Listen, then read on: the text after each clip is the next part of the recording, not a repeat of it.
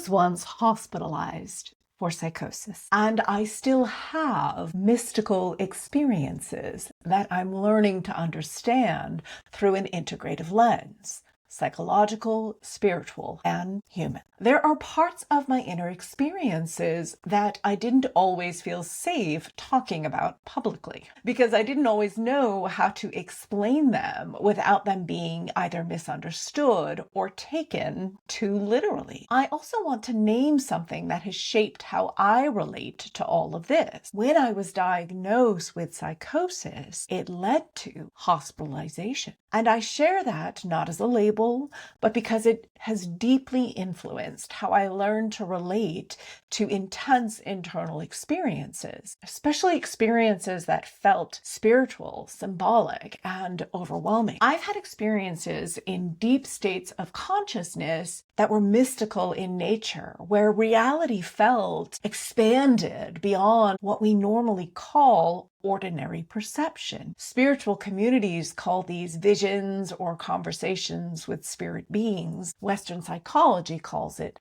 hallucinations. I have sat in both spaces. I have felt moments of overwhelming love, moments where I felt like I was responsible for all of the suffering in existence, moments where it felt like spiritual presence, guidance, or intelligence was moving through everything, guiding me. And for a long time, I tried to understand what that meant as absolute truth or needing to find the absolute meaning. At first, I experienced it something that was happening to me personally. Then I understood it as possibly external spiritual forces or beings. And later, something shifted again. I began to see how my mind and my psyche was actively creating meaning in real time through symbolism, memory, emotion, attachment patterns, and nervous system intensity. And I now hold something more spacious. I now see value in all of these ways of understanding it. The spiritual interpretation, the psychological interpretation, the mystical interpretation, all held something true about my personal human experience, which I was having. Not as completely true, not as competing truths, but as different lenses of meaning making. And I don't say this to dismiss the experience or anyone's framework of understanding their own experience. I think the conversation is, how do we hold space for everybody to have their own interpretation? And I say this because I've also learned something really important. The experiences were real, but the meaning I made of them changed as I changed. And I think that's true for many of us. We don't just experience life, we interpret it. Sometimes through spirituality, sometimes through psychology, sometimes through trauma, sometimes through culture or religion or archetypes. And I've come to ask a very different kind of question than I used to. Not which interpretation is absolute truth, but does the way I am making meaning increase compassion, connection, curiosity, and reduce harm?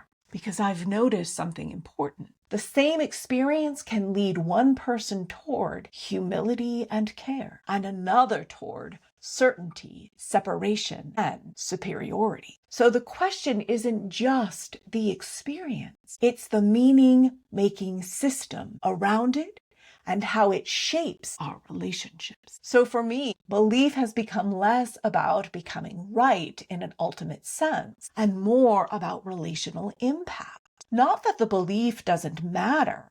Beliefs absolutely shape how we see the world, but I no longer see the belief as the highest authority. I see relationships as sacred, and they are where we hold our deepest responsibility. And I want to be honest. Spiritual, psychological, symbolic, mystical, they can all coexist. They certainly do inside my framework. But I do feel responsible for how meaning-making shapes how I show up with other people. So instead of trying to land on one final explanation of mystical experience, I've become more interested in what kind of a person am I becoming because of it.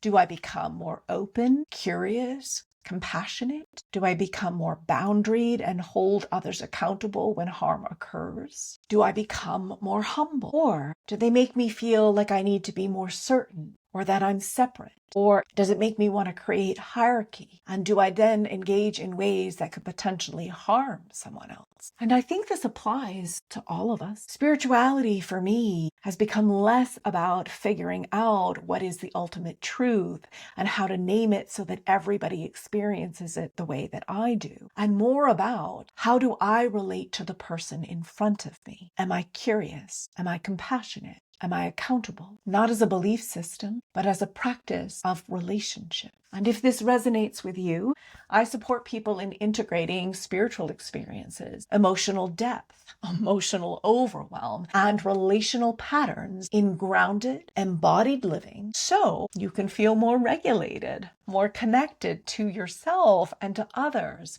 so that you can live with greater ease and presence. And if you would like support in that process, I do work one-on-one with people or in groups. You can either read my book, The Divine Within, Healing Ourselves to Heal the World, or go to my website, blossomingheartwellness.com, to learn more about how to work with me. I'm sending you deep love and appreciation for who you are.